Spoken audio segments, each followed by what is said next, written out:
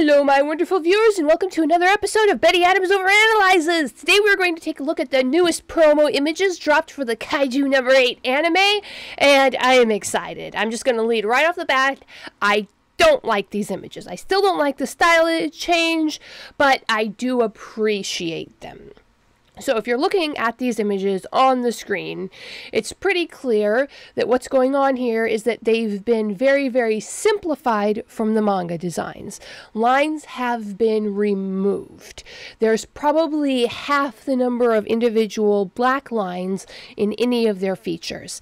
This serves to make them all look younger, look smoother, look distinctly different from the hyper-realistic manga style that Matsumoto uses in the manga. And I don't like it, especially not with Kafka. For the characters that were already smooth and young looking, like Reno or Vice Captain Hoshina, it doesn't stand out as much. It doesn't bother me as much. But I really, really don't like what they did to Kafka. But I certainly can appreciate, especially after that trailer drop. What happened with that trailer drop? Well, we got to see this incredibly smooth and fluid animation style. And when I brought this up to my brother, who, he's not really an animation expert, but has a lot of general tech knowledge, I described, and he knows nothing about Kaiju number 8, except that I like it. I described what had been done to the characters, and he just immediately nodded, like, yeah, he understood exactly what I was talking about, and he knew why. There's a basic rule of thumb. The more lines you have in a character, the more difficult it is to animate. This is especially obvious when you look at the suits in the manga. You can see that these are clearly overlapping muscle fibers. They're black, but they're also striped. You can just see the muscle fibers lying all over the suit. And so in order to save time, in order to save money, in order to, well, cut corners, I don't even want to use that term because that implies something slipshod. In order to optimize the anime, to make it as enjoyable as possible, you have to have a cost-benefit trade-off. For instance, let's look at something as simple as exercising. If you go for a run, you're actually damaging your muscles. And the trade-off for damaging your muscles is that they grow back stronger. And so every person going for runs has to figure out how far and how hard they can run because they're trading off that healing factor and the damaging factor. That's how you grow. And, you trade off things just for fun in your life. You only have so much money. You say, okay, I want to get a book, a coffee drink, and a bus ride. So, okay, how much money am I going to spend on each? You're budgeting your resources. And every anime, of course, has to budget their resources. They don't have a supermassive budget. So they say, okay, where can we decrease the amount of effort and time we need to put in here and increase it in other ways? How can we optimize it so we make the best possible anime?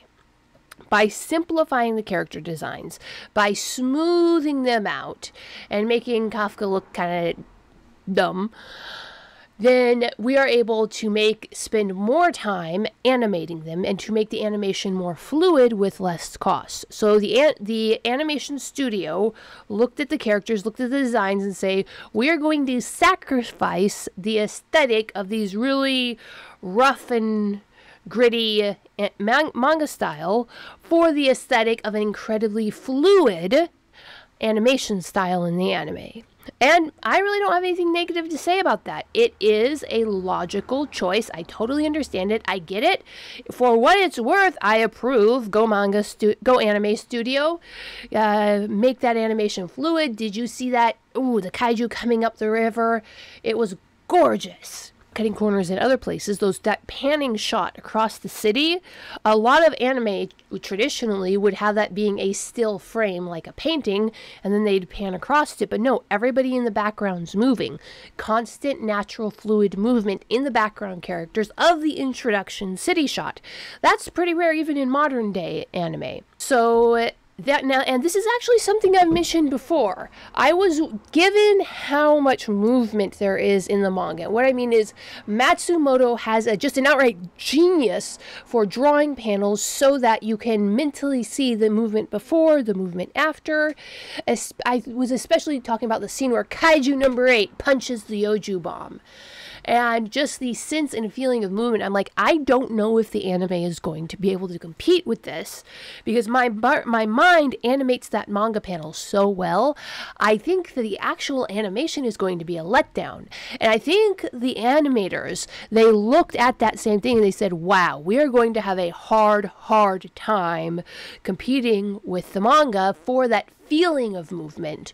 So they're really going all out with the fluidity of the animation, which is a really good sign. And they said, okay, in order to match the movement, we are going to have to sacrifice detail in the character design. So that's what I think was going on. So that sensation of, wow, there's movement in this manga has translated into, it looks like they just took an eraser and rubbed them all down. But I'm really looking forward to that first moment that I'm just looking forward to that moment in chapter, what was it, 32, where we get to see Kaiju number 8 punch the Yoju bomb. That's the goal that we're looking forward to.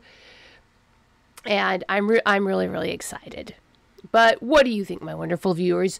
Do you agree that the trade-off was worth it? That it is a good thing that they smoothed down the characters and simplified the character designs to improve the animation quality? Leave me a comment below the video. Tell me what you think. Hit that like and subscribe button. And peace out, my wonderful viewers.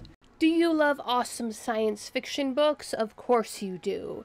If you check out the links below the video, you can get yourself a copy of Comedy or Tragedy. Humans Are Weird. I have the data. Humans Are Weird. We took a vote, and Humans Are Weird, Let's Work It Out are the 3 comedy short story books available on Amazon, Barnes & Noble, Kobo by Rakuten, Google Play. There's even some copies at Powell's Books, the famous used bookstore in Portland, Oregon.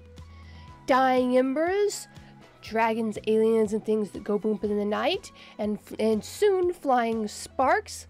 More dramatic, traditional science fiction novels are also available at Amazon. Flying Sparks is still in the pre-order page.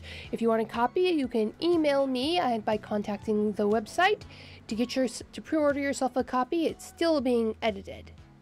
So check out the links below the video to get yourself a copy of some wonderful science fiction.